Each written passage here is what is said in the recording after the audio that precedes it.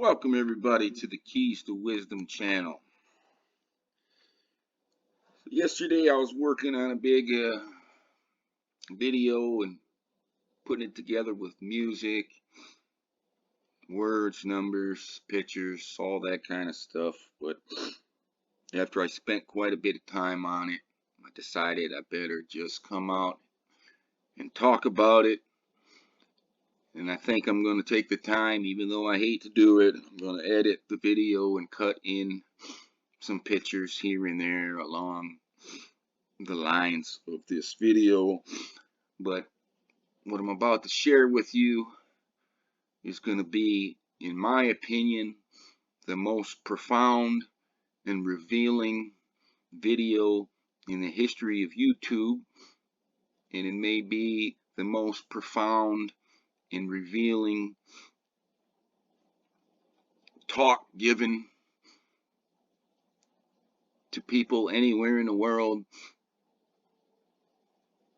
I don't want to say in history, because Jesus was quite the teacher and talker himself, but I'll say at least since the time of Jesus. So what I'm going to do here is start with this phrase, the first among equals. And then what we have is the first two keys is 814 and 841. I want to explain this concept here at the beginning because we're going to be using it all the way along. So let me copy and paste this for a second so we can go to A44.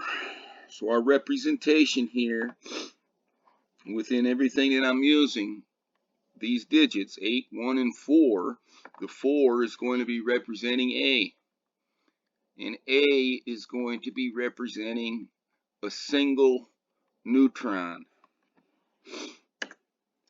Now we're going to go to B, 8, 8, same thing. And all these expressions, the B is going to be represented by the 8 in everything that we do, and it is also going to be representing a di-neutron, which means two neutrons bound together. Now, up until the year 2012, nobody even knew that di-neutron could exist or did exist. But at Michigan State University in East Lansing, Michigan, in early 2012, I believe they did an experiment with an element called beryllium 16.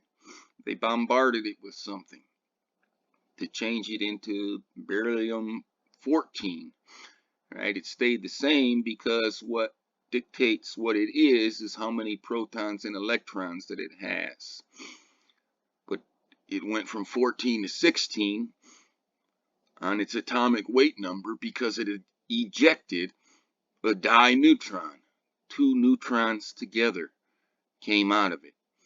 And at first, people around the world, scientific idiots here, disputed what was found, what was observed at Michigan State University in 2012. But since then, it has been replicated and confirmed. Di-neutrons exist. And the moral of that story is what comes out must be what went in. So when that beryllium 16 was formed, and possibly all the beryllium 16, it was formed with a di-neutron intact together. Doesn't mean that it was on its own as a di-neutron. It could have been in a tritium hydrogen atom form with one hydra, proton and electron, and two neutrons together. But when it was built up, it was most definitely in di-neutron form, two neutrons together, and when it was, which is why it's getting ejected as two neutrons together and not two separate neutrons. So this B is going to be the representation of di-neutron, di-do, D-E-U, B-I, double, D-O-U, D-I, they all stand for two. So di-neutron, and then C here, right, that doesn't have the bubble, is going to be our representation of one in all of these things. So now that we have that established, we're going to go back to here. The first among equals. What you're seeing in front of you in terms of that 814 and 841 are two separate things. When it says the first among equals, the 841, well, both of them apply because they both begin with the 8, the di-neutron. But the more proper one is the 8, 4, and 1, 841. Everything began as only di-neutrons and neutrons before the fall, and then came hydrogen after the fall. What we know as mass, everything that we know as mass includes protons and electrons. But there is an element 0, and it is pure neutron. Neutron, di-neutron, unlimited amounts of neutrons, right? And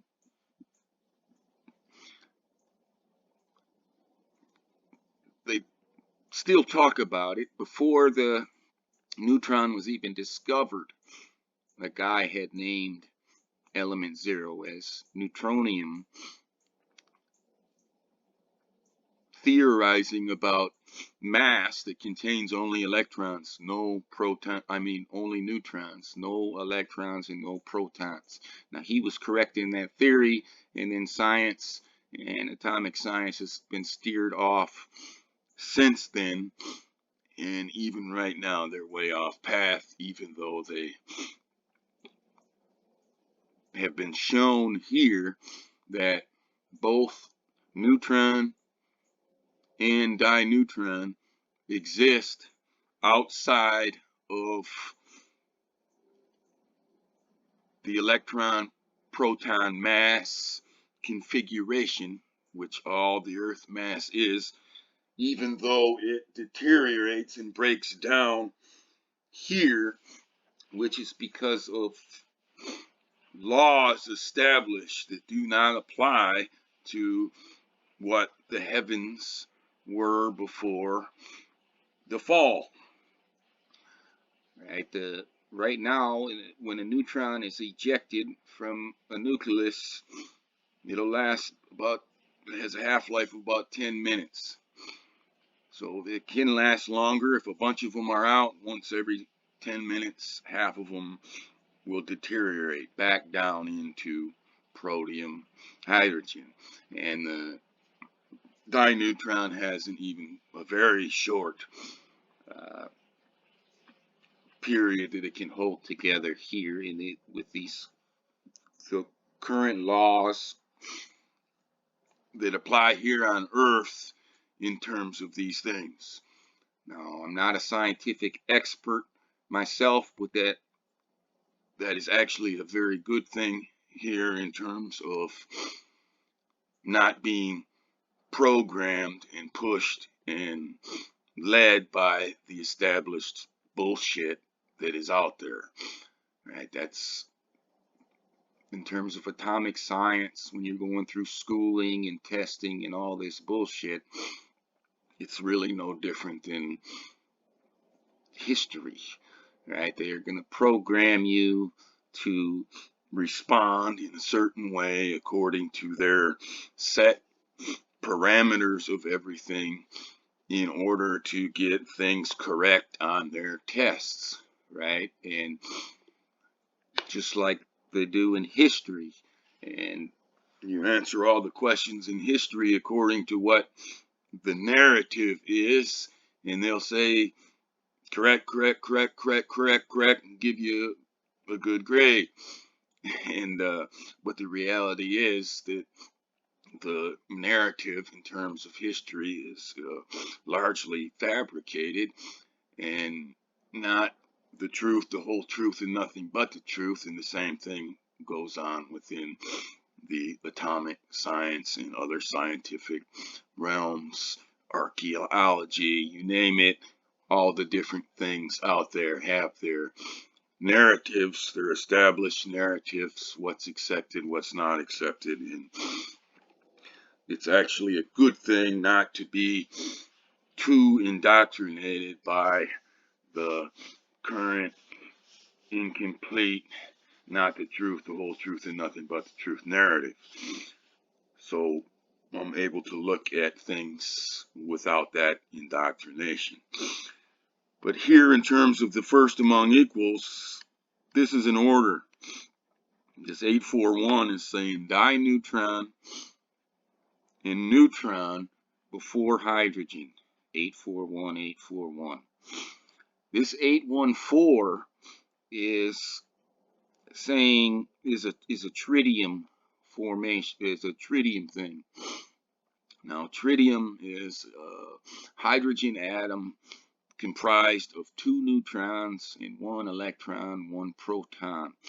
It's radioactive because the order of 3 is illegal. What will happen is, and it has a 12.32 year half-life. So, right, the 814 and 418, 1232. So this 8 is representative of the neutron pair, the di-neutron within the tritium. Let's say we have 2 tritium atoms sitting here. The half-life is 12.32 years. One of those tritium atoms is going to decay down and become helium-3, which has 1 neutron in it and 2 protons and 2 electrons. Basically, one of the neutrons is going to be murdered by the illegal, being in the illegal order of 3 order, and it is going to be reduced into a protium. So the result, it starts as a di-neutron within the nucleus of tritium, and what results is 1 for the C, which is the hydrogen, and 4 is the neutron that remains. So it's a degradation process here in the 814 situation. Right, the 12.332, the duration of it and everything it's mathematically sound. And even the shapes of the letters, the A, the B, the C in uppercase are air bubble sound in terms of completeness. The A with the 1 air bubble has a completeness, a wholeness symbolized to it. The B, the uppercase B, and the 8 has the 2 air bubbles. It's a double wholeness symbolism to it. And then the C is popped. There's no air bubble. That's the hydrogen incompleteness symbolism.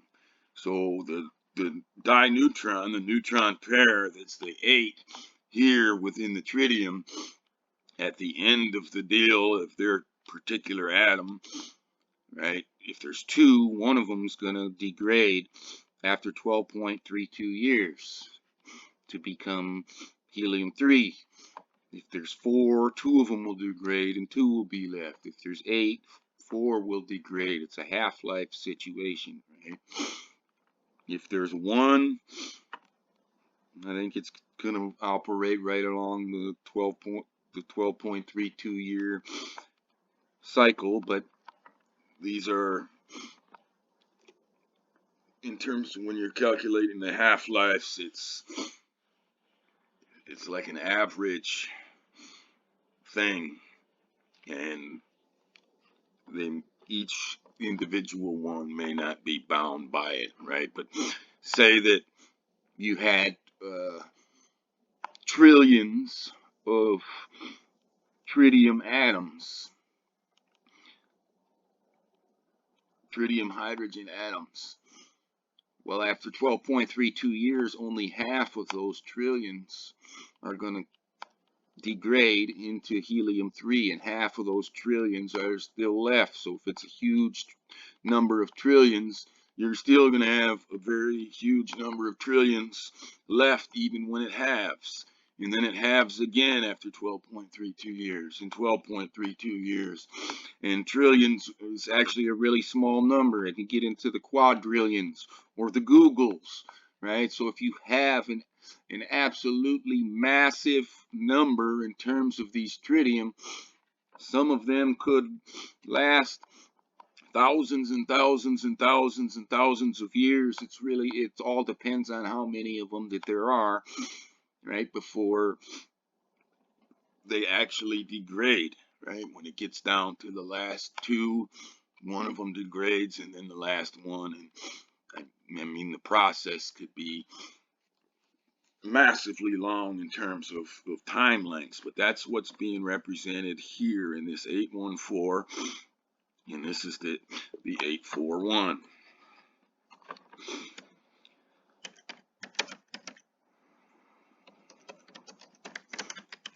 Now this is from something I had done before, and that's the mirror.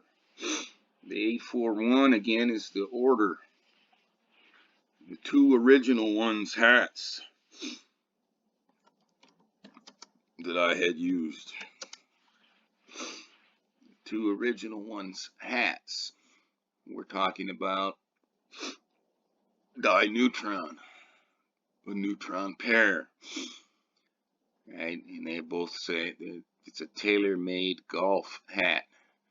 This is tailor-made, original one, 1979. I bought a couple of them and I made a video, and I had done some things about it years ago. I'm gonna probably splice in a little bit of that just to show those hats. But the two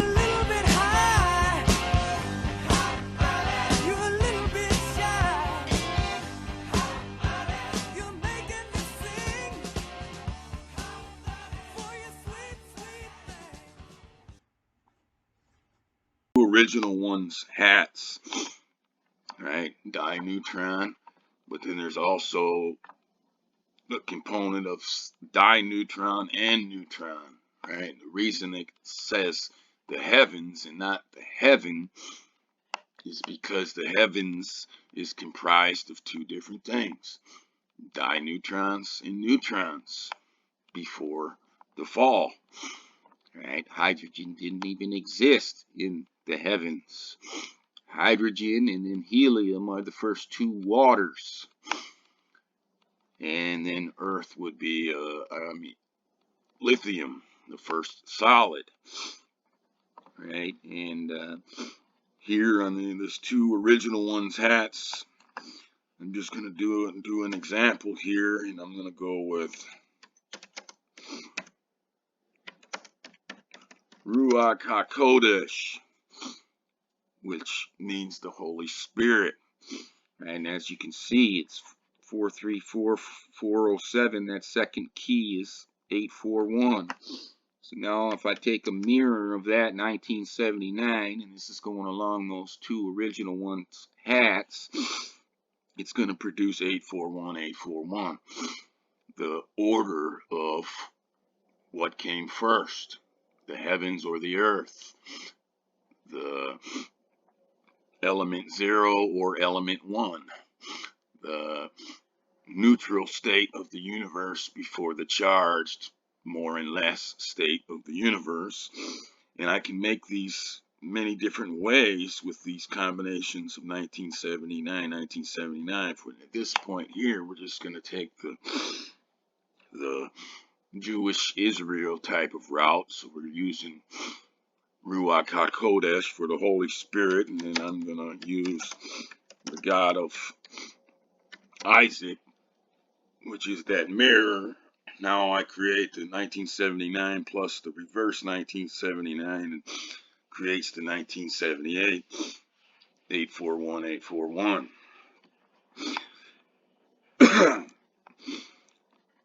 And like I said, I'm using the Jewish Israel route kind of on here, but also it's about the story of Isaac, and it's a savior route, right? It connects Abraham to Isaac to Jacob, Israel, to Jesus, right? The ultimate fulfillment of the savior component, right? And right, Isaac going to be sacrificed and saved, and the roots of everything, right? You can even throw David within there, right? So Ruach HaKodesh, the reverse, the God of Isaac, 1979. Another thing that I didn't talk about that I should here before I get going is again about how the solar system applies to this, right? So I don't have, well, maybe I could do something where the numbers will be significant with it. Alright, so let's start like this. We'll say Mercury, neutron, right? There's no moon. The moon is the representation of the electron.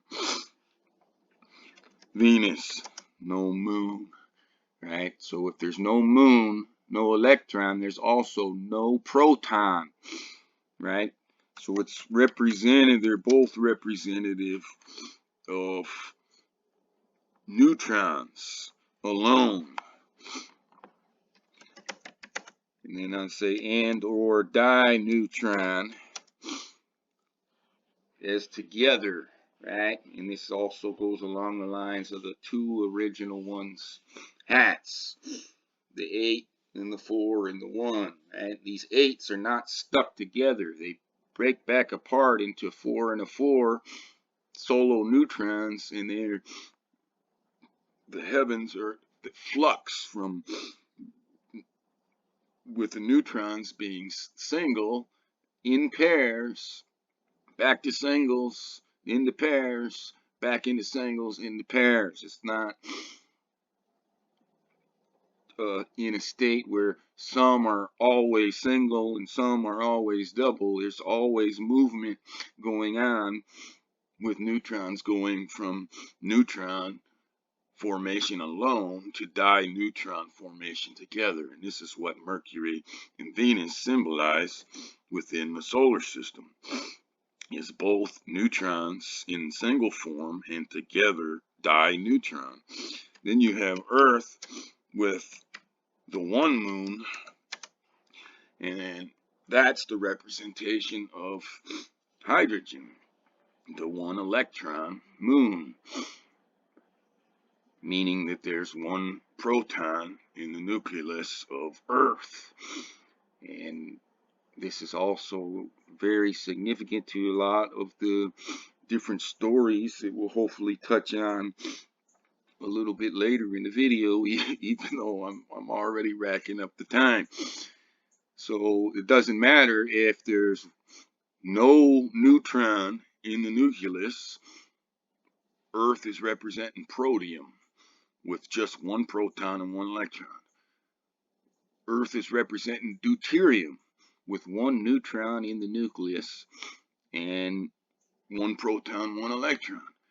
Earth is representing tritium, right? Do, tri, do, 2, tri, 3, with two neutrons in the nucleus, one proton, one electron.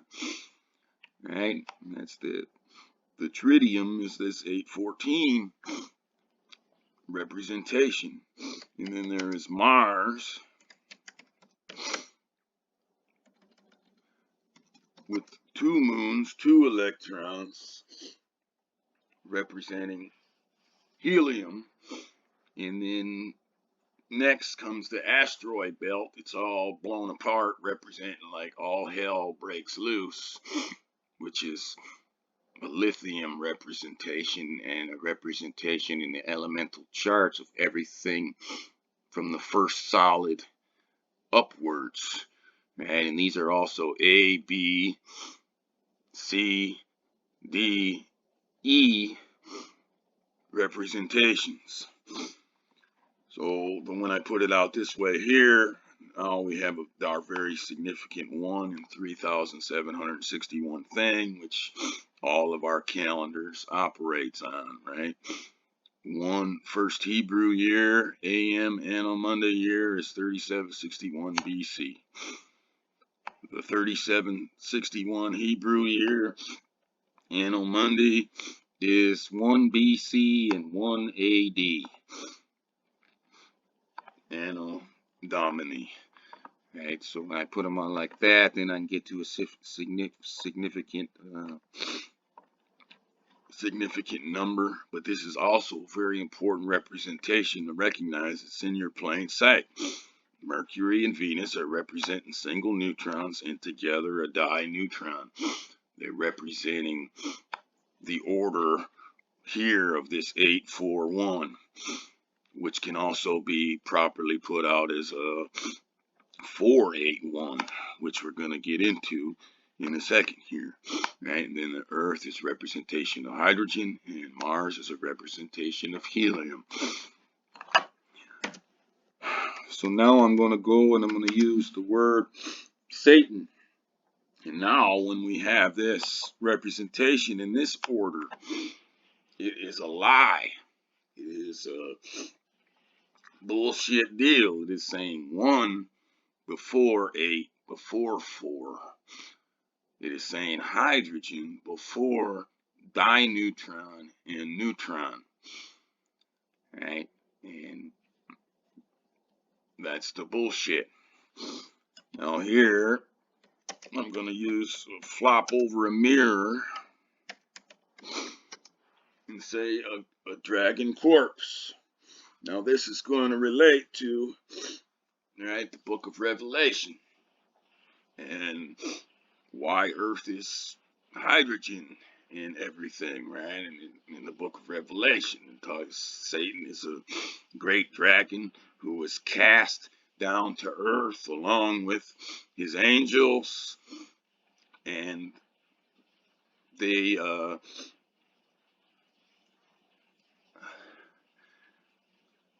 were basically imprisoned here on earth. That's the story.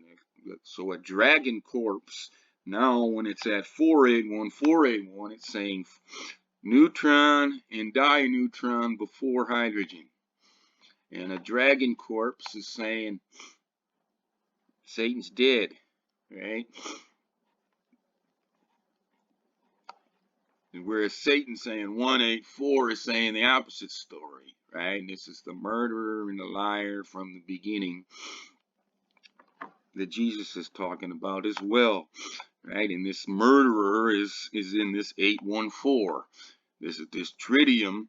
When a dragon corpse, a protium hydrogen attaches to a dineutron, it forms that tritium, and it results in the murder of one of the dineutron, the neutron pairs, and the result of that turns that neutron pair into another protium and only one neutron left, right? That's the murderer. And the liar, right, is the origins, what's in the 184, and saying that hydrogen and this mass and this sickness and incompleteness and death and all of that comes before what is complete, what is real life, what is really eternal capable, right? Satan is a liar, says that the incomplete, the earth is potentially eternal, like some Mount Zion story bullshit that you want to dwell in on earth in this incompleteness and death and all this bullshit for eternity with some God. That's really a satanic lie, right? The real spirit of Zion is about returning to the heavens and to the state of all neutrality, not continuing the existence of this abomination that everything on earth is, and everything that is in what we call mass is. So this dragon corpse is stating a proper order, right? When you have killed the lie of Satan, right, the liar and the murderer from the beginning, that liar and the murdering is dead, right? And then you got the 4 and the 8, the neutron and the dineutron before the hydrogen, right? And have you found the beginning to be looking for the end? For there too it will be, right? Everything began neutron and dineutron only. No protons and electrons, no dragons, hydras, Satan bullshit even existed, right? And that's the way it will end. So at this point, I wanted to come to another phrase. I kind of skipped over some stuff. But this is another way we're going to just reinforce these representations, the symbolism that's within the numbers. So here, right, I had the first among equals, showing this 841, 841 in the first and second key. Now I've got the first among non-equals, and it is showing it here is a 4881 in the final key, right? And I can apply that symbolism again, right? That this is, there's a split down the middle. You got a neutron 4, dineutron 8, right? That's all that existed. This 3939 too is something like 1212 left, L 3993 from the center out, splitting. It's very symbolic to this 4 and the 8, to the A, to the B, the 1212, to the equality, all of that. And then on this other side, you've got a 8 and a 1 representing the dineutron and a hydrogen. And it's about the story, right, that like Jesus covers the story within the Gospel of Thomas and saying, it says, the kingdom of the Father is like a man who wanted to slew or kill a powerful man. In his own house, he put the sword through the wall to see if he could carry, his hand could carry through, and he slew or killed the powerful man. So this is showing a dineutron pair, and then it's showing a 1. So, but rather than, right, the normal pattern is from 4, right, for any neutron in the heavens before the fall. The normal pattern would be 4, 8, 8, 4 would be, there is a solo neutron. Then you get into a dineutron pair, right? And then the next step from that dineutron pair that you're in at 8 is to go back to solo neutron at 4. So this representation is saying that a neutron got into a dineutron pair, and from that dineutron pair, when it exited, though when it did exit, it was at a 4, right? It wound up killing itself, and it was the suicide event.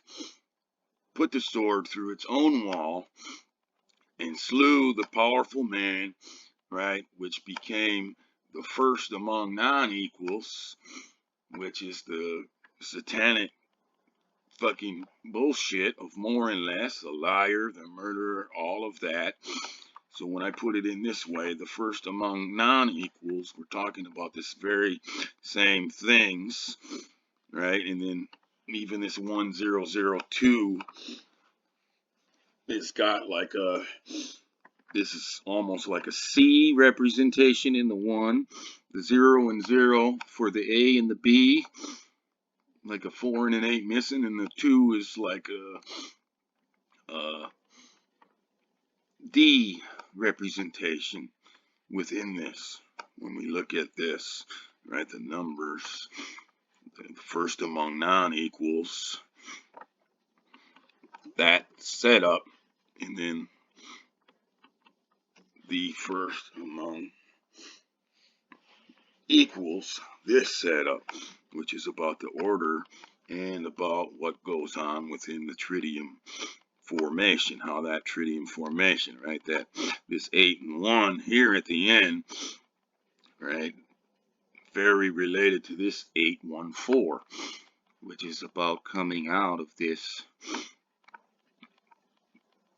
neutron formation, right? The result is a hydrogen protium atom and a neutron from that pair, right? When Satan, or the first among non-equals, came out of that pair, right? Same thing here, but it was 8 and 1, right? It came out of the pair. Something went on in there. It must not have, it's hard to say exactly, but it must not have wanted to disengage from being in that dineutron pair and had an issue with the whole deal. And once it got back to solo state, it decided to kill itself. But at the time, the heavens were, it's just innocent as doves. The whole thing and what wound up happening, I don't believe it didn't have that concept. It just wanted to end itself, saying, I'd rather be nothing than feel the way I am right now. And the results of everything that's happened, I don't believe can be really pinned on this thing that it became, right? Because once it transmuted itself into the incomplete hydrogen, Hydra, then it became an absolute monster, right? But it wasn't a premeditated thing saying I'm going to transmute myself into this monster, and then I'm going to tear down heaven and launch this crazy war and destroy the lives and cause all of the chaos and destruction that has been caused, right? That came later, once it became its monstrous incomplete state, right? But what the intent for all this to happen was not there ahead of time, right? And everything began as neutron and dineutron only, without any protium or incomplete beings in existence. And when it all ends, even this one that did this here and started this chain reaction, right, the biggest chain reaction in all of atomic history.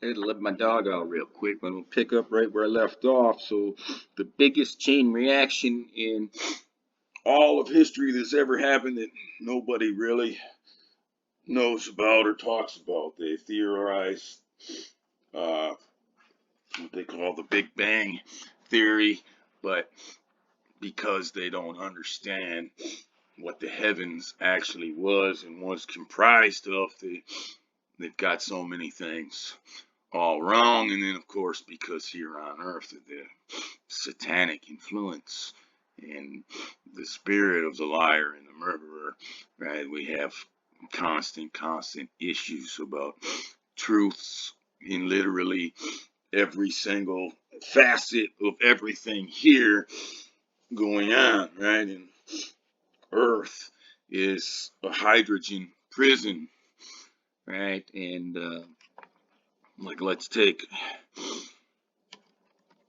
something like this, an 811 representation, right? And it's water world, H2O, right? This 811 is something that could represent oxygen 8 and then hydrogen 11, right? Water molecules, H2O. What we breathe here is like an 88 dioxygen, right? It's what we breathe. Dioxygen is our number one input above water, above food, above anything else. You can't even last 1 second without dioxygen, right? And because of the oxygen state here on Earth, the hydrogen here, when it gets free in the atmosphere, it gets captured by oxygen. It becomes water molecules, right? And when we have the stories of floods and all of that, right? Satan being cast down, when you understand that it's hydrogen, right, into an oxygen-rich environment, well, that's going to cause a ton of rain and a ton of water and a ton of flooding and a huge rise in sea level, right? And that's the basic gist. Earth is a prison. Just like it says, the dragon in Revelation, Satan, the devil, cast down, right? What was cast down was hydrogen, and it's in prison here in all of the waters, everywhere, right? And there's a lot of morals to the waters that I'm not going to get into right now, but we should understand that that's the third waters. The original waters is the hydrogen alone and the helium alone in the heavens in Genesis 1, when the creation is being talked about before Earth or tritium, lithium, the first solid element, was even formed, right? The Spirit of God was the neutrons hovering above the waters, was the creation of the fall. The fall created hydrogen, more hydrogen, and then helium because of the degradation of the tritium atoms into helium-3. So now I want to jump into some other phrases that I had prepared, and we're going to go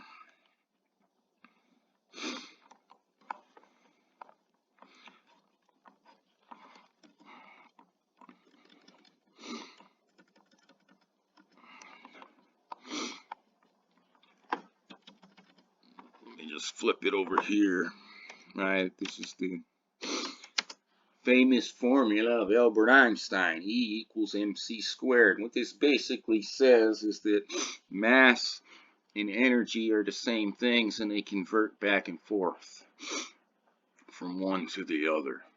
So when I've got it, I's equals mc squared, it says I'm looking at mc squared. E equals mc squared. I'm looking at the formula that says that energy and mass transition back and forth from one form to the other. All energy is mass.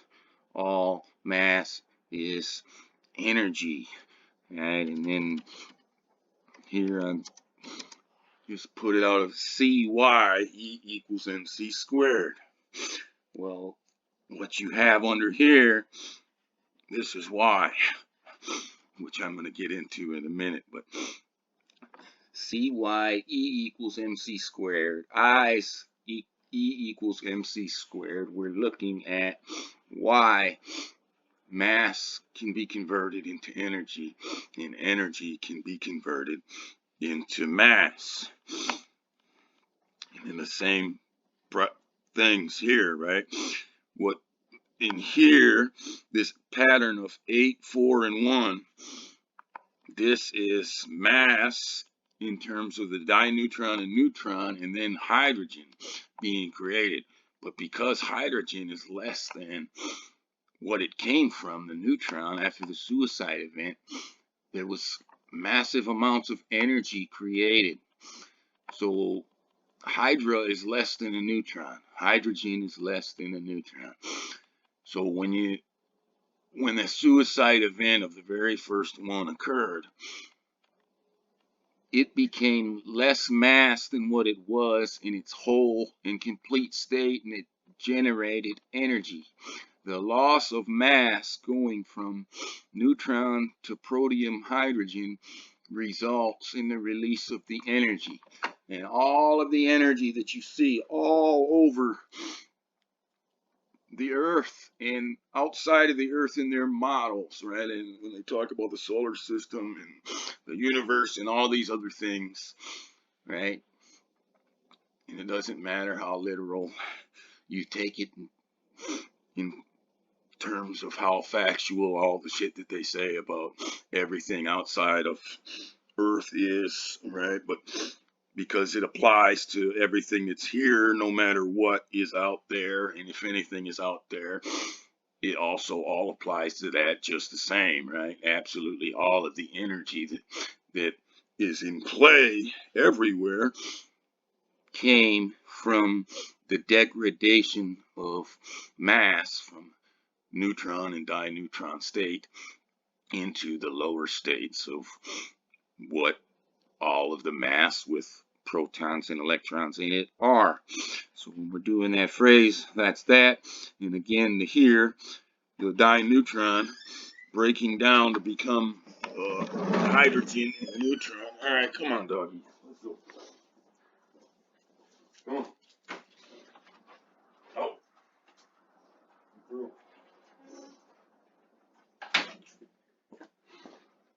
There is also an energy event going on there. So when tritium degrades into helium-3, there's an energy release and there's a mass reduction that occurs in this tritium piece of the formula.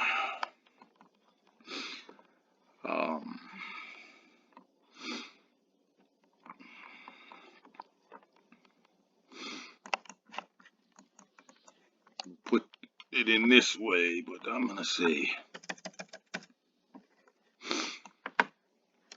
equal I's, more and less, right? Neutron I's, more and less. Neutron Cy, more and less, right? This is the same as E equals mc squared. Mass can be converted into energy. Energy can be converted into mass. So we can go the other way. More and less I's equal, right? And that's what we are here. We're all more and less here. Incomplete, not whole, not eternal, right? We're in the hydrogen prison here.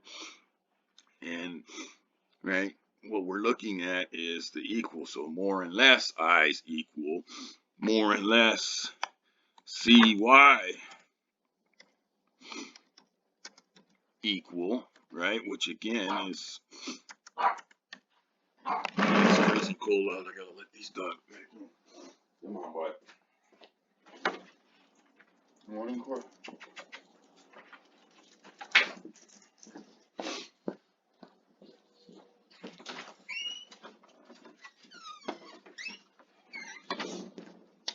So now here you see why, right? How less like protium can be combined with protium to form deuterium, which is taking two hydra atoms, smashing them together with enough force will produce a neutron and one hydra. So one of them will be resurrected, right? So when you take the energy and you use that energy to slam the two protium, hydrogen together, they will at least 1 out of less than 1,000 times in these collisions. So it takes a lot of energy to do 1,000 or so collisions to get one resurrected neutron, but that energy being put in increases the mass, right? So the two protium hydrogens separated do not add up to what the deuterium hydrogen is, because the neutron within the deuterium is greater than the protium hydrogen that it was before. But the energy provided to that collision has now transferred energy back into mass and has healed and resurrected the dead protium hydra that was in the collision. Half of it got resurrected. So that's E. Again, this is E equals mc squared. The transfer of energy and mass back and forth. It's just up the scale and down the scale, right? When they collide and they don't become deuterium and there's not a resurrection of the neutron, it temporarily goes together as a diproton, which is actually because it has at that moment 2 electrons and 2 protons together. It's not really a diproton, it's helium-2, and it will fall apart just like the dineutron released here and the neutron released here will fall apart. The helium-2 will quickly fall back apart to 2 protiums. But when it's successful in the energy in the collision, and you do it enough times, and enough energy is put into the constant process of colliding, then there's an increase in mass from protium to neutron, and that's what they say all of our sun and all of the stars are operating on. And then that's also where they still apply the element 0, the neutronium or dineutronium, to these neutron stars once they have used up all of the fuel, and they've done so many collisions and so many collisions that there's just pretty much all just neutrons left, right? All these, what if it's literally what they're saying, our sun, the way our sun operates, and the other stars, what they are and the way they operate, well, that they're resurrection machines. Everything that's bringing the light is resurrecting dead hydras into living neutrons, and that's where they will say that element 0 exists, even though here they're not going to say that element 0 exists, even though they see neutrons free from matter and dineutrons now since 2012 free from matter. They're still not classifying it as a element 0, but within a neutron star they can, and they say some kind of bullshit like there's a let me read something here from the neutronium wiki.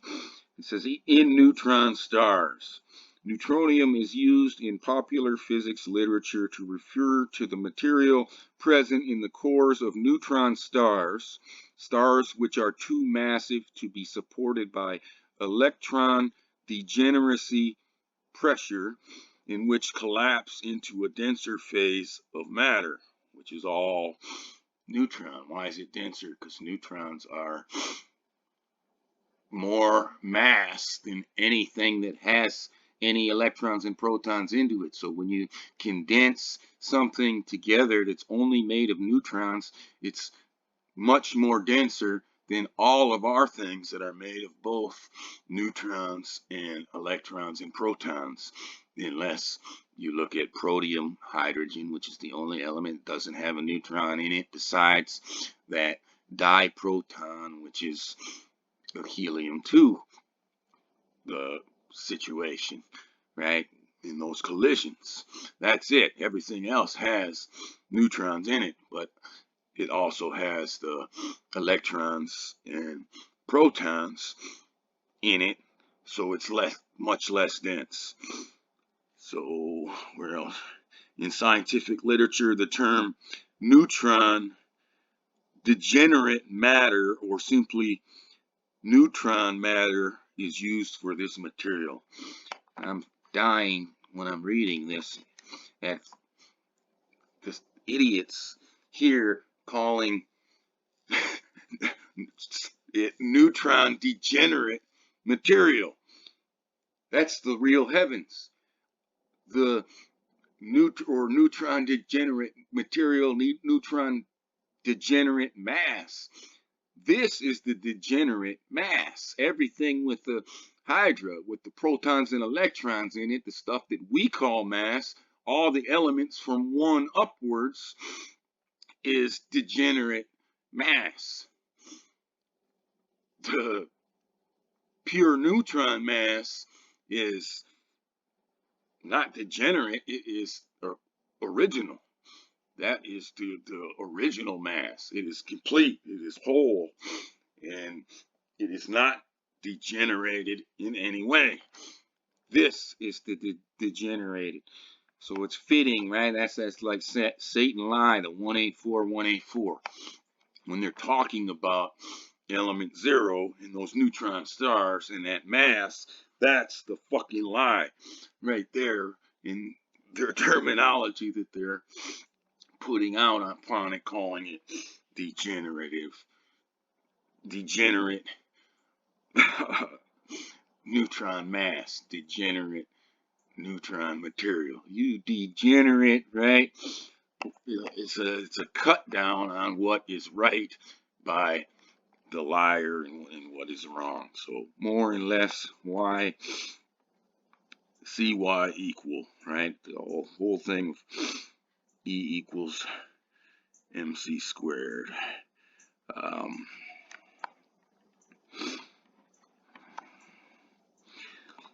right, now I'm gonna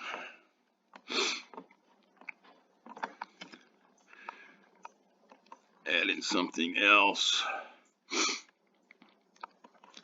Let's change this.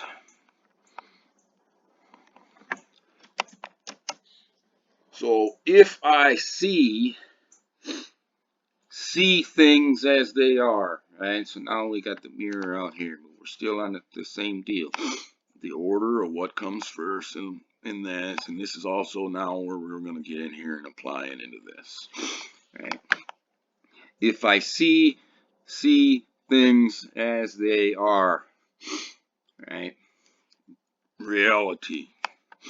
And this is going to again tie into why we're using the C as the 1, because C is the first, right? The entire first script in the heavens is 1 and 2. And then the second script, the first character of that is the C, and it's a 1. So if I see things as they are, of course, that can be a pun on the whole Cecily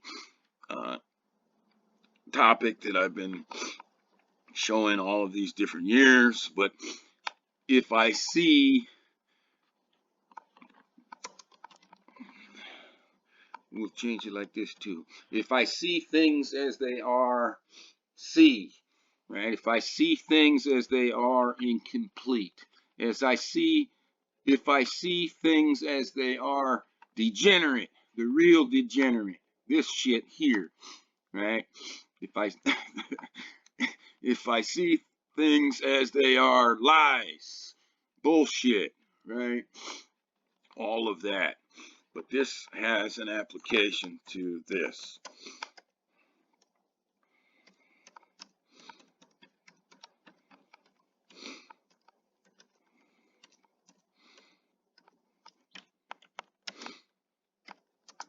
Okay. Now we have our 1200, 1200.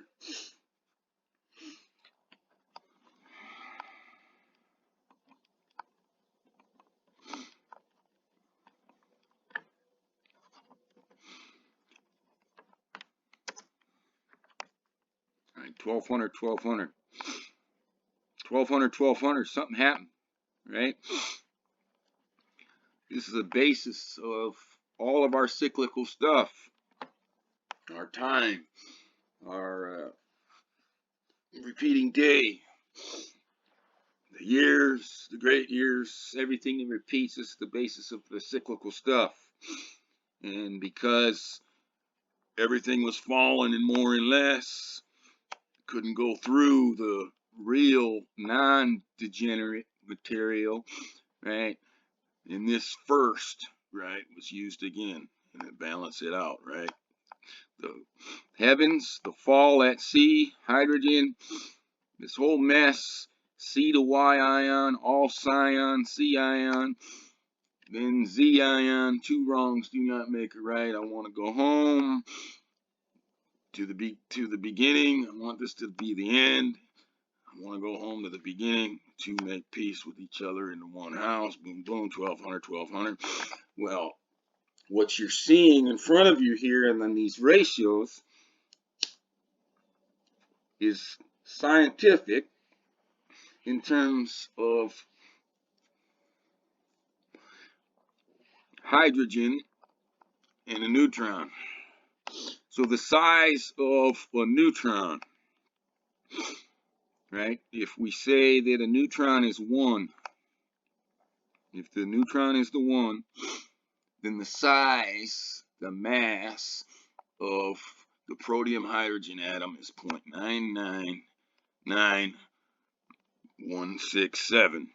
This is actually, this calculation is 0.991666666 repeating, right? Here, 1201 divided by 1200, if you go by the proton, I mean the protium hydrogen is 1, well then the neutron is 1.000833. These are the ratios between the mass of neutrons and protons.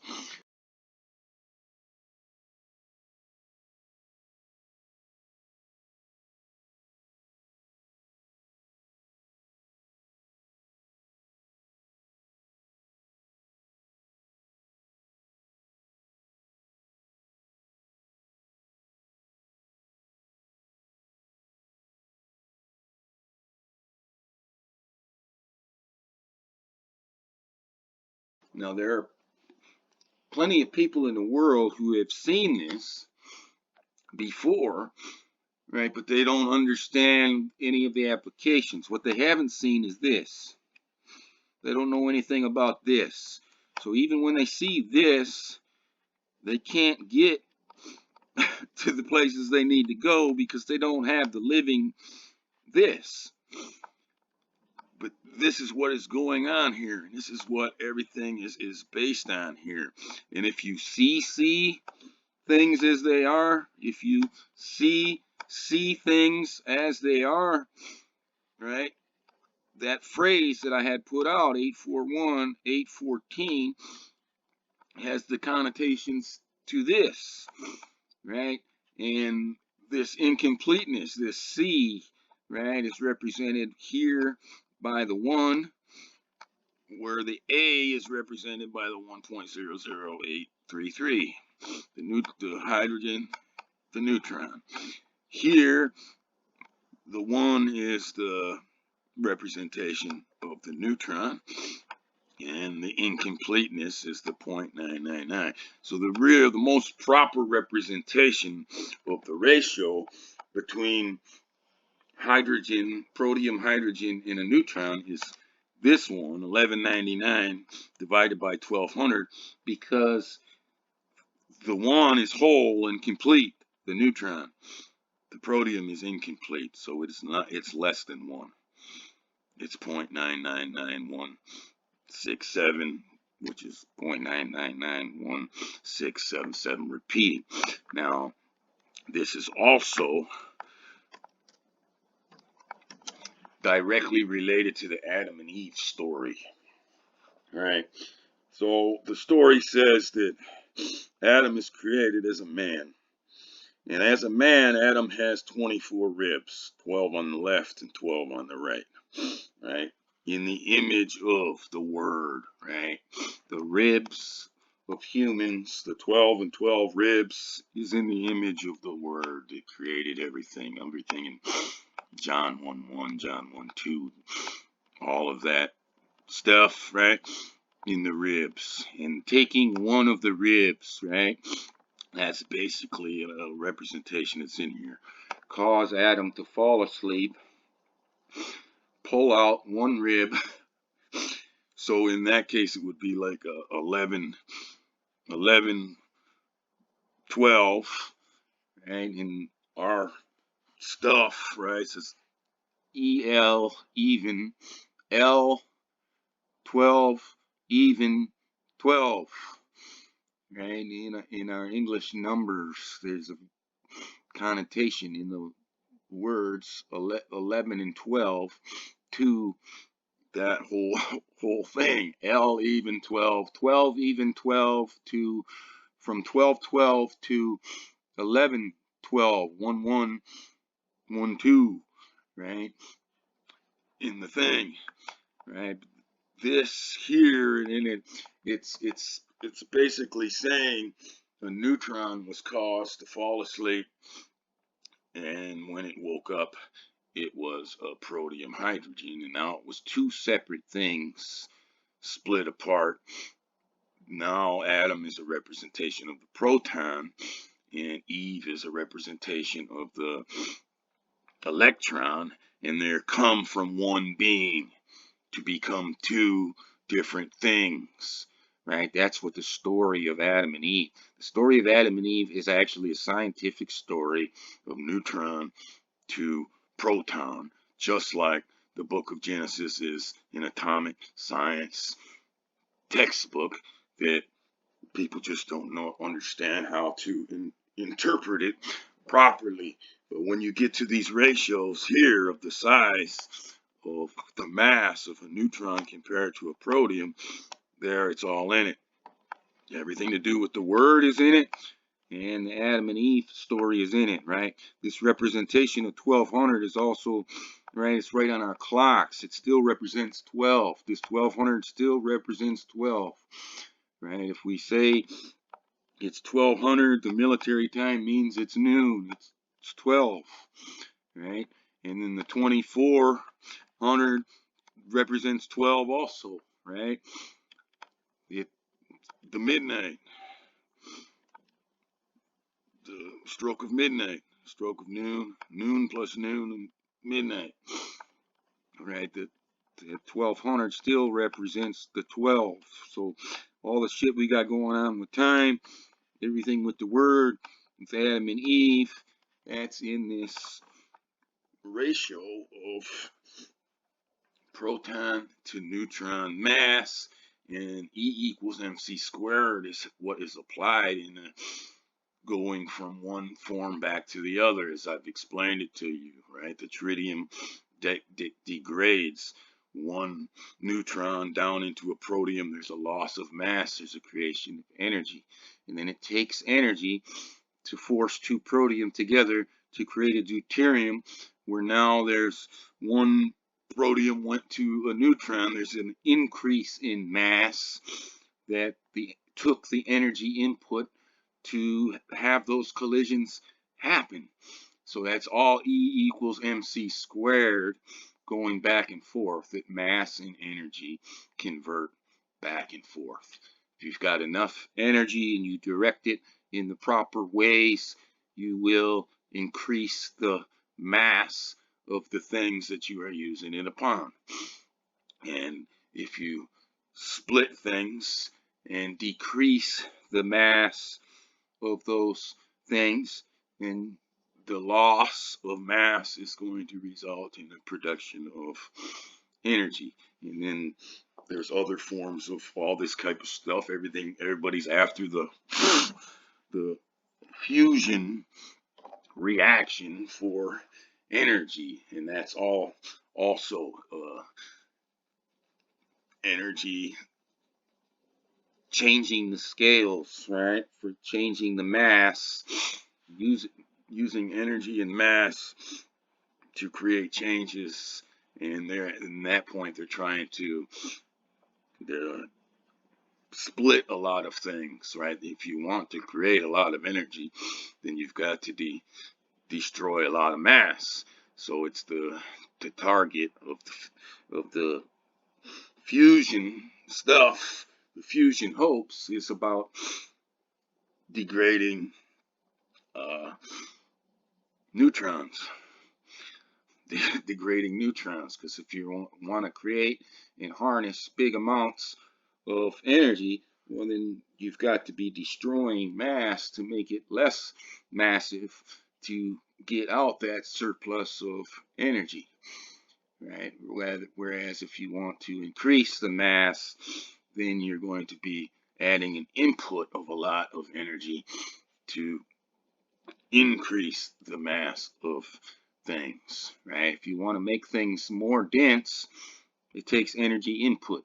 If you want to make things more degenerate and less dense, right, opposite of what these scientific idiots say, then you want to destroy matter to pull the energy out. So all that stuff is the same deal.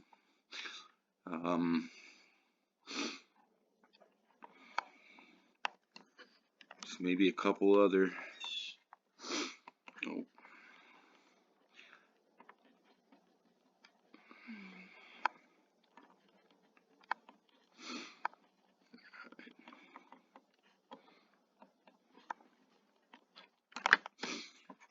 Just a couple other phrases on things. So if I see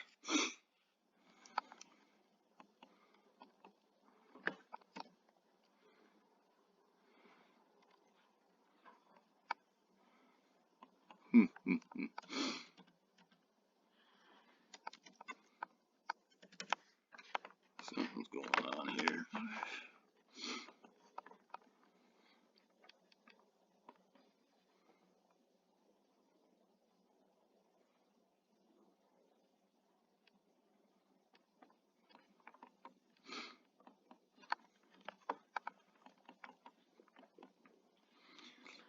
If I see the pearl of great price.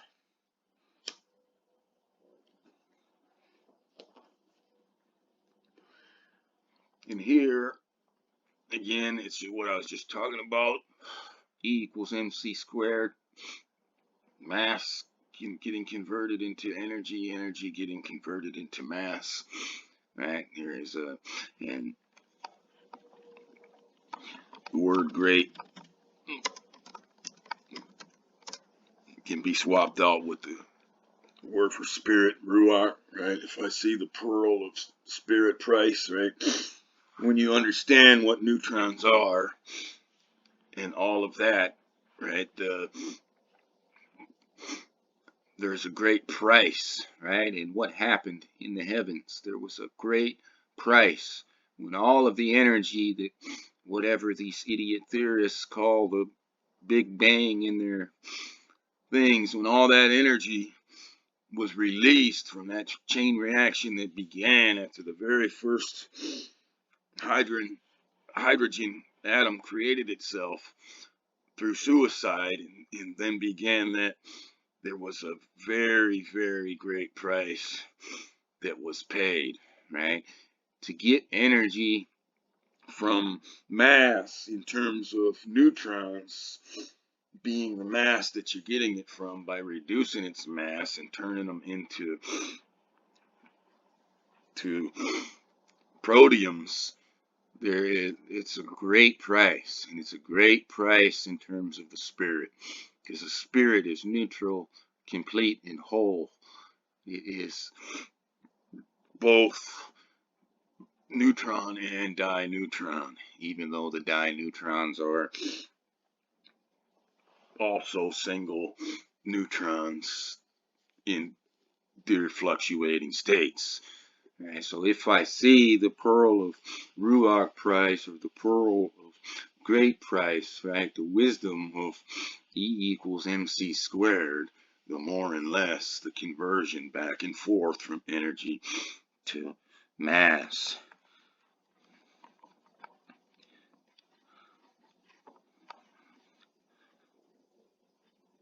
What happened on that one?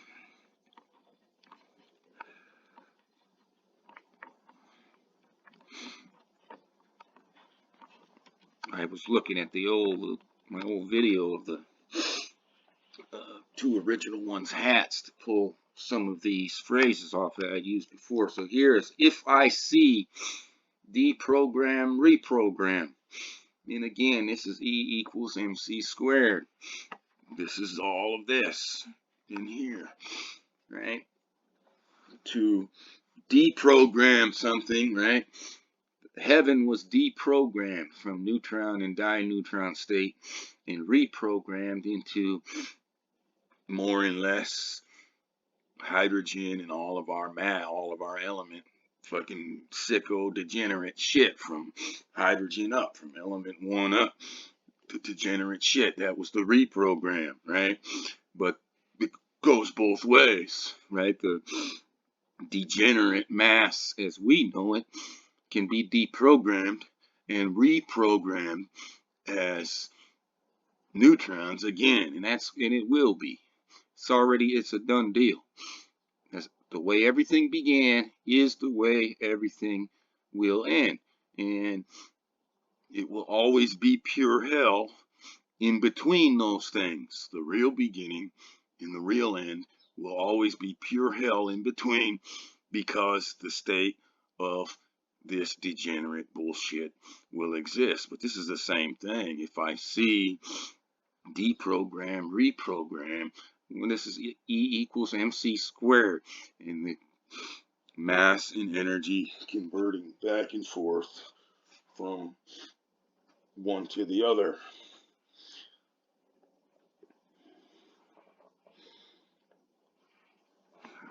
I had made a little bit of notes on paper also.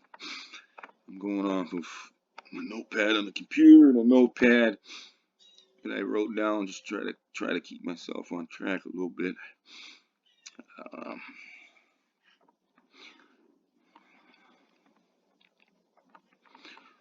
Go back to a little something else.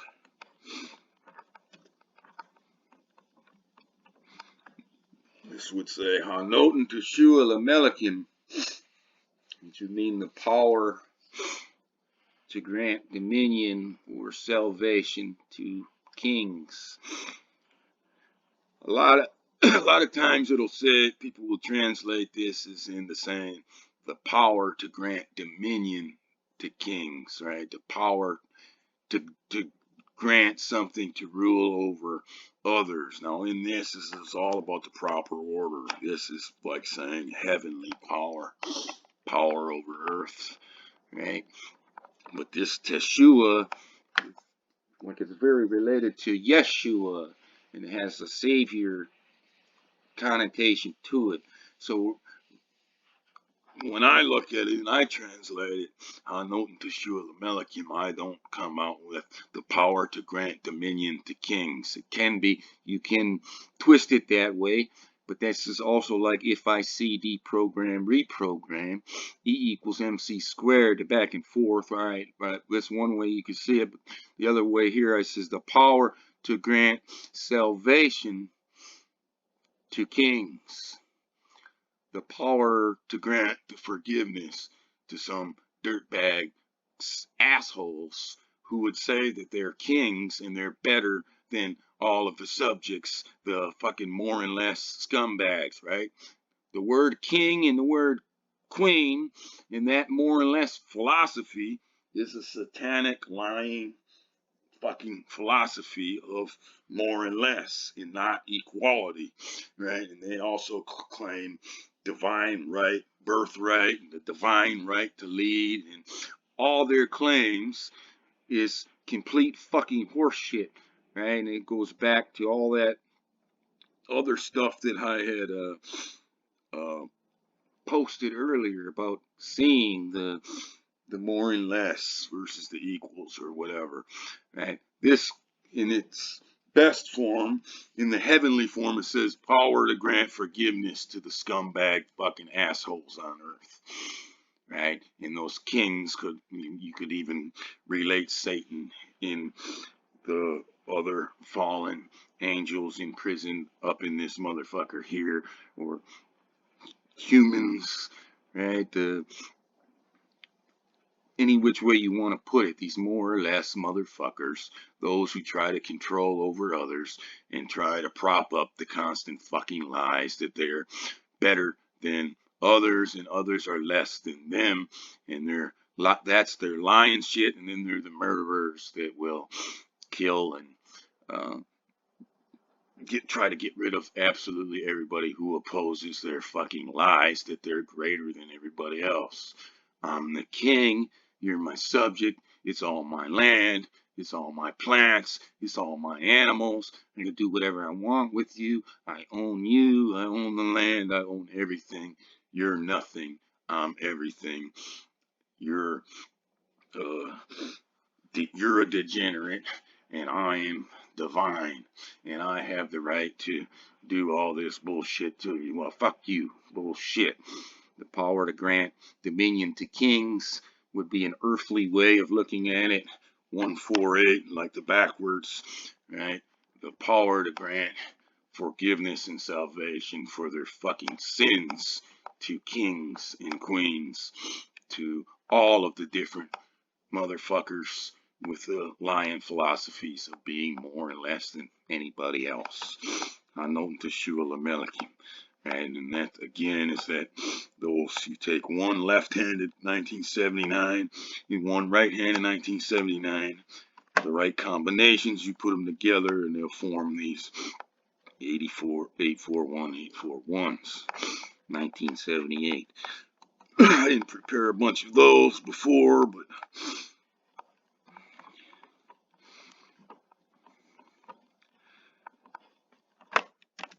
I want to show a few of them. Yeah, most people won't be too familiar with that Hanoten Teshua Lamelikim thing. A lot of people, more people will be familiar with this. Be strong and courageous, right? This is like talking to Joshua, and right within the story there, it's about inheriting the land, and these big ass fucking monsters that can beat our ass are there, and there's actually a lot of sick components to it. It's an earthly related story, and right to this day, the sick ass fucking freaks in Israel, the synagogue of Satan assholes, cling to that earthly part of the fucking deal, and they would also interpret the Hanoten Teshua Lamelech in the earthly way, not in the heavenly way, right? They would love to be here forever and rule and be better than others forever, and we're the chosen and you're less than, and we're the almighty, divine, right, divinely birthed Jews, and you're the lowly ass piece of shit fucking Gentiles and all that fucking kind of bullshit or whatever. But there's also a heavenly aspect of looking at it. It says, I guarantee to you the promised land, right? So when Jesus is saying, have you found the beginning, to be looking for the end, for there too it will be. I haven't come for the sinners or for the righteous, and there are no righteous here at all. I've come for the sinners, which means I've come for everybody, because there are no righteous here, right? That's another lie in the fucking Judaism bullshit, the Tzaddikim and so many righteous people need to exist. There's no fucking righteous people here at all, right? And even like Abraham was used as a tool and all of that, and people like to come out and say Abraham was righteous. Abraham was not righteous. Abraham was all fucked up, just like every man that's ever been here has always been fucked up. But it's a promise saying that you will inherit the promised land, which is the heavens. You will go back to the beginning, because that's where the end is going to take you. And no matter what, you're all going back there, even if there's all kinds of lies being said and all kinds of will being deployed that doesn't want to fucking go there. Right? The whole Zionist thing and live on Mount Zion forever with the fucking God of this world, fucking Ansat Satan, fucking bullshit. It's all contrary to the actual promised land, right? But you're all going home. You're all getting there. You're all equal. Not even one will be left behind, right? That's about the meaning of this be strong and courageous, right? Which is the Ruach HaKodesh, the Holy Spirit, mirror the God of Isaac, right? The God of the Savior, right? The real Savior. So when I'm showing that, Hanotim Teshua Lamelikim, I'm showing Ruach HaKodesh, the God of Isaac, and I'm showing be strong and courageous here.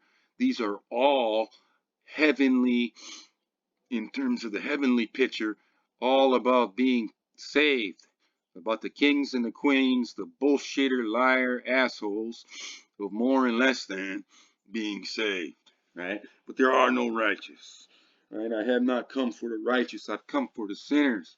It says, I haven't come for none, I've come for them all. Every single one of them, right? And the whole Abraham deal, I don't really want to get all big up into it, but Abraham had a lot of scumbag ass shit going on with Abraham, and the story is actually really sad because it's got all those earthly components to it, just like here this Joshua inheriting the land there and slaughtering all kind of bullshit. There's so much sick earthly shit involved in it, but then there's the flip side of the fucking of the heavenly shit. But like Abraham is a liar and a pimp and say that you're my wife, say that you're my sister, so that they may treat me good on your behalf and not kill me and this and that, and basically pimping out your wife, who actually is your sister, your half-sister deal, to get wealthy and this and that. I mean, there's a lot of really sick shit, right? The family of Abraham, Lot, these stories are fucking really deranged type of shit. That's the earthly side of it. But even in the Joshua stuff, here in the be strong and courageous, it's not. It's about the heavenly aspect, where there is not that more and less bullshit, right? There's the earthly aspect in the story. There's going to take that land. We're getting more, and those there, you're getting less. And our God of this world and sad is going to help us fucking do this. But there's always that other side, right? And the real deal, the real promise, the real inheritance, the real promised land is all going back to Jesus, the Teshua, the Yeshua, the Savior component, both the whole thing, right? Just like in the God of Isaac, gonna sacrifice your own son and on the altar there, right? There's a lot of really fucked up shit with it. Abraham, Sarah, with the whole line of inheritance through there, right? Probably one of the one with the least amount of fucking whacked out crazy shit is Isaac. Jacob Israel is whacked out crazy shit, and so was Abraham, really whacked out crazy shit. And then in the middle, Isaac is the much less whacked out fucking crazy shit, even though there were things between him and Ishmael and the mothers and all that. But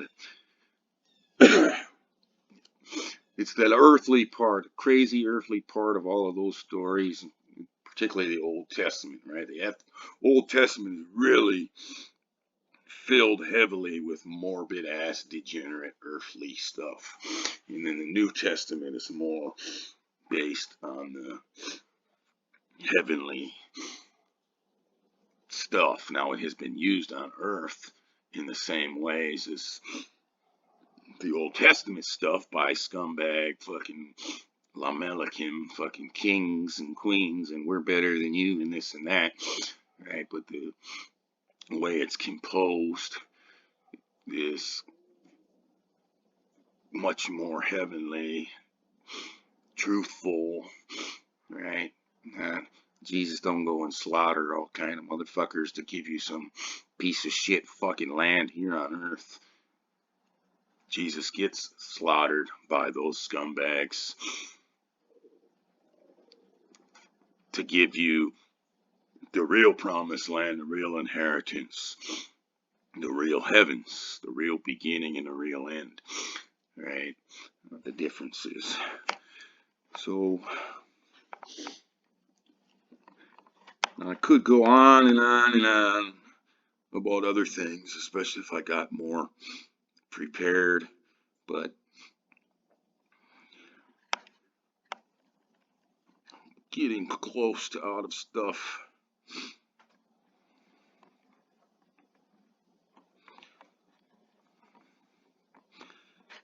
That I have prepared for this.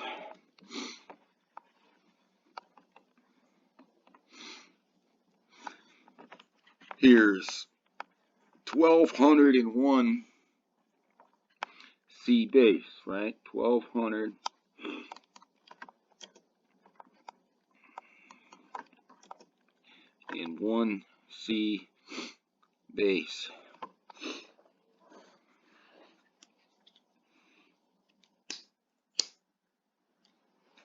This is again, it's at A, B to Z plus the C, 1200, 1200. And these different components in here. Now,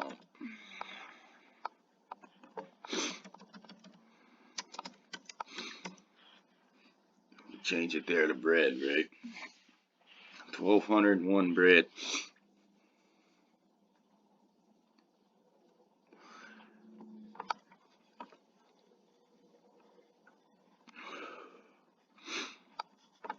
Perhaps we could relate this into the Gospel of Thomas. Right, 1201 bread and this difference, right? The very, very dense neutron and the very, very massive and much less dense matter with electrons and protons in it. 1201 bread, right? 1200 minus 1 bread, 1201 plus 1 bread, right? These ratios here of neutrons to protons. We could think about this saying here. Jesus said, the kingdom of the Father is like a certain woman. She took a little leaven, concealed it in some dough, and made it into large loaves. Let him who has ears hear. Right? There's a size, not on the density between neutron and protium hydrogen. There's a density deal where the neutron is more dense, but it's also because of a size deal. The hydrogen is a very large loaf of bread. Hydrogen is a giant. It is huge in comparison to a neutron because of that Eve rib pulled out to become the little less than electron to rotate around atom, the proton, right? In that 1200 minus 1 story, the 1212 rib story, right? All of the creation of the hydrogen from the neutrons creates the energy, but it creates these incomplete giants. So then when we go back to that be strong and courageous thing of Joshua in the promised land, these big giants, the Anakim and all of that bullshit was the Lyanak, the big giants are there to kick our ass and all of that. Well, that's got, like I said, it's heavenly aspects to it, right? The representation of why those people in that land are these big old fucking giant nasty motherfuckers is the representation of protium, hydrogen, being big, giant in size. And of course, when you got a bigger size, that's a bigger volume, and you've got less material than what was in the neutron, so it's much, much less dense. It's huge, it's gigantic. Our mass on our scale from one upwards, from hydrogen upward, is gigantic. It is massive. It is large, large loaves.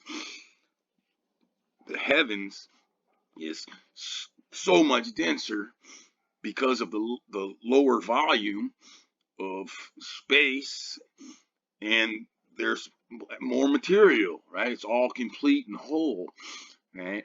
The incomplete shit is this giant stuff.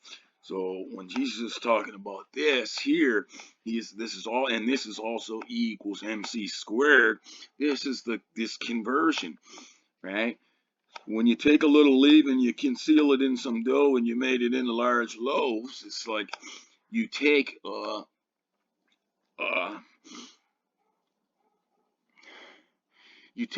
little bit of neutron, and when you're concealing it in the dough, right, you take a little bit of neutron, and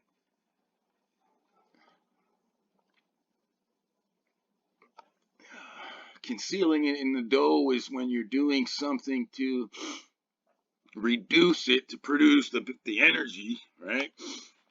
And then it goes into large loaves, right? This statement here is this is scientific. This is E equals MC squared, energy and mass.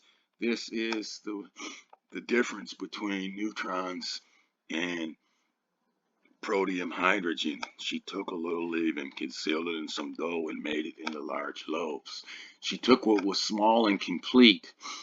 She made it incomplete and injured, and it produced a bunch of energy, and it became much less denser, large loaves, right? The yeast blew it out. Let him who has ears hear. Well, luckily I can hear these things, right? I don't know if there's anybody else on the damn planet who can read this and actually hear the story that is going on about the transition from neutron into a giant hydrogen atom. But that's what's going on here, right? There's a ton of the Jesus teachings are very scientifically based and atomic science based stuff, just like Genesis 1 is very atomic based stuff. And for a long time, people were denied and deprived all kinds of different knowledge to be able to understand it in those realms. But here in our times, right, our O sapientia, sapient to AI time period, right, we have ability to look at things and understand them and relate them to other things that other times and epochs they did not have, right? They didn't have the same access that we do to these things. Our time is about, in all the things that we have, is about acquiring the wisdom that those other times have lacked, acquiring the abilities to understand these teachings, right? 500 years ago, people could never truly understand any of Jesus' teachings in the realm of science and atomic science or any of that. But right now we can. We can understand what's going on here in this saying is a process, but of the transmutation, the transfiguration that happens when element 0 gets turned into element 1. Element 0 is tiny, very dense, complete and whole. Element 1 is a big giant, much less dense, incomplete. Death, right? Real life is element 0 is the real life, the way, the truth, and the life. Element 0. Element 1, hydrogen, is the fucking murderer, the liar and murderer from the very beginning of death. Sicko shit, more and less, lying, all that kind of crap. So there's definitely a ton more of stuff I could do on this if I got myself prepared with more material, but I think I'm going to stop here with all of this stuff, and people can hopefully apply these lessons, especially when they're seeing the usage of these 3 digits here, right? The unpopped air bubble, the unpopped air bubbles, and the popped air bubbles. A, B, C. Right? 1, 2, and 3. But the 3 is the 1. We could get into different Trinity applications going, all kind of other stuff going on. But with all that being said, I'm going to end up having to watch this. I don't know what it is. Maybe it should be under 2 hours because I had to cut the video off once. But I'm going to have to watch it and splice in some different pictures. I don't know how much exactly of that I'll do because I hate doing editing and things like that. But I'm going to do some of it just to back up some of what I've been saying within the video. But with all of this being said, hopefully it is the most profound and revealing video in the history of YouTube, and hopefully it is the most profound and revealing talk to other people in the world since at least Jesus' times. But beauty is in the eye of the beholder, and we'll see that it's more what other people think than what I think. But here, in terms of both myself and showing things to myself and revealing things, this particular piece of everything and how it all works back and forth, and the ratios and everything, the mathematical connections, the whole deal of everything being based from the Word and created from the Word, even though a lot of it is degenerate, distorted. But that's because from C on, right, from C to Z, there's only 2 balanced characters of the truth, the whole truth, and nothing but the truth, and the rest is fucking more and less fucking bullshit. So that's why there's a lot of distorted stuff going on, right? The Word is creating a lot of distorted stuff because the Word has been transmuted, right? The heavens have become a lot of distorted, degenerated shit because the heavens have been transmuted. Yeah. Yeah, alchemy, right? Alchemy is also like E equals MC squared, right? Energy can become mass, mass can become energy. That's the alchemy. That's the real shit. That's the real gold. That's the real promised land type of stuff, right? Oh man, what kind of alchemy would you want to do if you could do any kind that you want? Oh man, I want to turn lead into gold and be rich and powerful and all this kind of, but that's fucking an earthly scumbag retard fucking idea, right? In alchemy, I would take all of the energy and I would use it on the degenerate, incomplete mass and take everything back to the heavens. That's the apex, the top deal of alchemy, right? Alchemy is what produced the fall, and alchemy is what will produce the end, when the end and the beginning are one and the same, right? And not even one giant ass crazy motherfucker will live in any place with retards thinking that That's the promised land. That's the place to be. Not even one will be left behind. So with all that said, please like the video, share the video, and subscribe to the channel if you think that's something you should do. Have a nice day.